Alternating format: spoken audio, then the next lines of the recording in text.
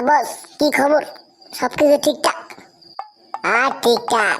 সামনের MP election আইতেছে, আমার তো যেমনি তেমনি টিকিটটা পাওয়ানি লাগবো।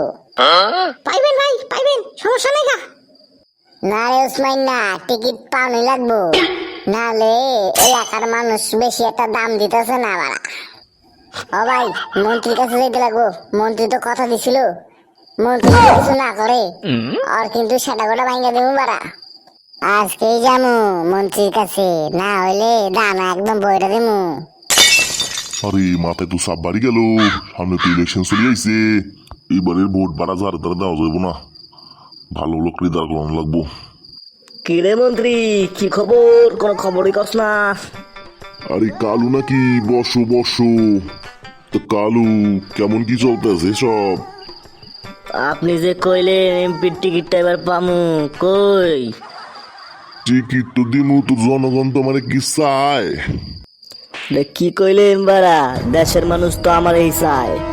আমি সব বুঝেন নাই ব্যাপারটা, এইসব বুঝেন নাই। টিকিট জানি আমি পাই, অন্য কেউ পাইলে কিন্তু খবর আছে, ঠিক আছে? দানা কিন্তু একদম ভয়রা দিমু বাড়া। না না না না, তুমি বাবা চিন্তা করিও না। হ্যাঁ, সেইটা জানি মাথায় থাকে। দানা নালে কিন্তু ভয়রা দিমু কালা।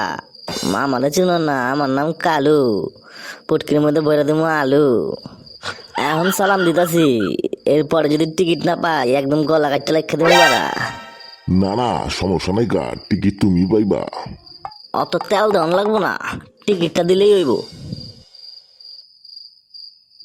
জানে বাইসে গেছি, শালায় খতরনাক আছে বাড়া।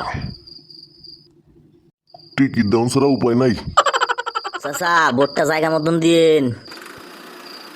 মুরব্বী, ভোটটা যদি জায়গা মতন পরে, নালে কিন্তু দানা ভরে দেবো। ইপো, ভোটটা যদি জায়গা মতন পরে, নালে কিন্তু একদম খালাস। বড় ভাই, এলাকার 2-4টা বোম ফালা দিতে লাগবো, কইতে বিরোধী পার্টি মারছে। আজ থেকে বাঞ্চো শুনতে পাইব লোকে। 2-4টা বাড়িঘর পোড়াই দিবি আর বোম মাইটা ফাটাই দিবি একদম। আর কবি বিরোধী দলের নেতা এইসব করছে। ওকে বস, কোনো সমস্যা নাই। এইবারের ভোটে যেতনই লাগবো আমার। দেহি কোন খানকির বলে আমার বিরুদ্ধে যেতে।